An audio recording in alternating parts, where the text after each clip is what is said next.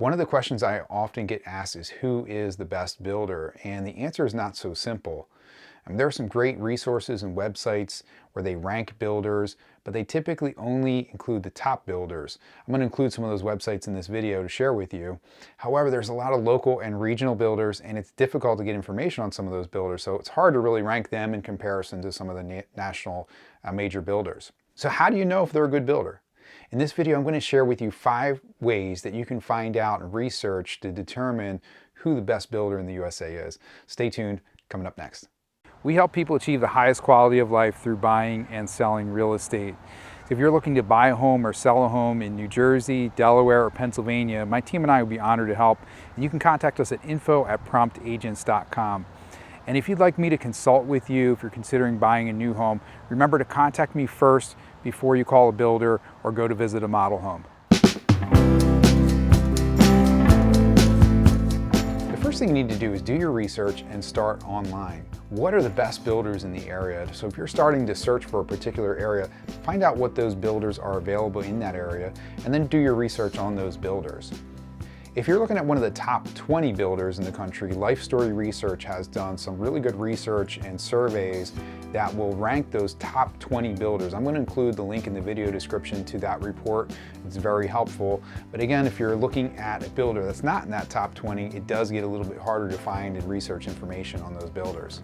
Life Story Research also has ranked the top 7 active adult home builders. I'm going to include that link in the video description as well. So you do need to dig deeper because again, that one resource may not be enough depending on what builder you're researching. So another resource I like to recommend is the Better Business Bureau. And this website does have a lot of the builders on there that you can research and see what kind of complaints are on there. How did the builder resolve those complaints? So if you see a builder on there and there's a lot of complaints that are not resolved, that can be a red flag for you right there that, okay, there might be some issues with this particular builder. If you see issues and they do seem like they're all being resolved and they have a good rating of Better Business Bureau, that's a good sign that you may want to continue moving forward with that builder. Another resource I like to recommend is just doing a Google search. You can do a Google search on the builder, a Google search on that particular community, and see what you can come up with. Are there complaints? Are there any issues with that particular community? Any problems that you can find on maybe forums or just searching through Google? So take a look and see what information you can find just doing a simple Google search. And number 2, this is a simple one, but it might be something that you hadn't thought about, is ask the builder for references. So ask the builder for a list of references, people who have bought in that particular community, preferably if that's possible, or maybe people who have purchased in a similar community, and ask for phone numbers, contact information, so you can reach out to them and ask them some questions. And number 3, once you have that reference list, you got to call them. It's good just to have them, but you really do need to call and reach out, dig a little bit deeper. When you call them, make sure that they are real buyers who actually bought in that community or a similar community to the builder. Ask them about their experience, what they learned, what they liked, what they didn't like. Now keep in mind the builder is probably going to give you a list of people that had a good experience, so just keep that in mind that they may be giving you a positive review because they had a good experience. That's why they put them on that reference list, which will lead me to my next point. Number 4, randomly talk to people who live in the community or live in a similar community by the same builder and ask them some questions. So how do you do that? It can be as simple as taking a drive through the community. You see somebody out for a walk, walking the dog, or maybe you stop in the clubhouse, you see somebody out doing some yard work. Just start a friendly conversation and ask them about their experience. Do they like the community? Do they like living there? What was their experience working with the builder? Did they have any issues after they moved in?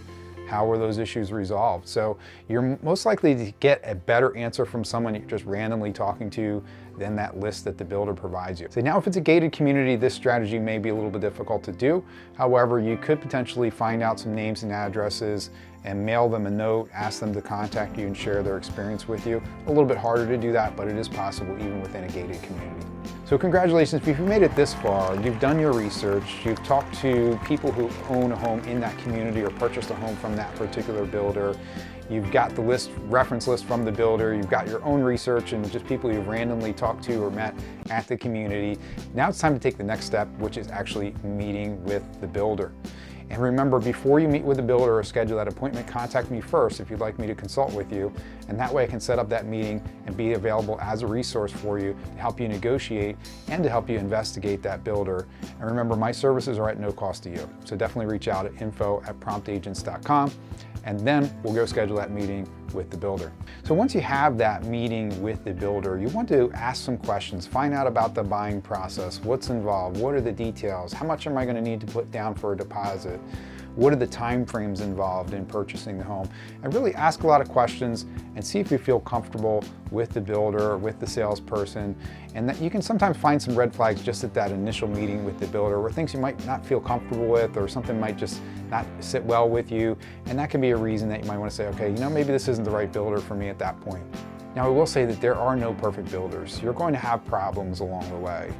Even in a brand new house, moving in, there's going to be things that are probably still wrong that need to be fixed. And even after that first year, there's going to be things like settlings and cracks and things like that that need to be resolved. So there's always going to be something wrong, even in a brand new home.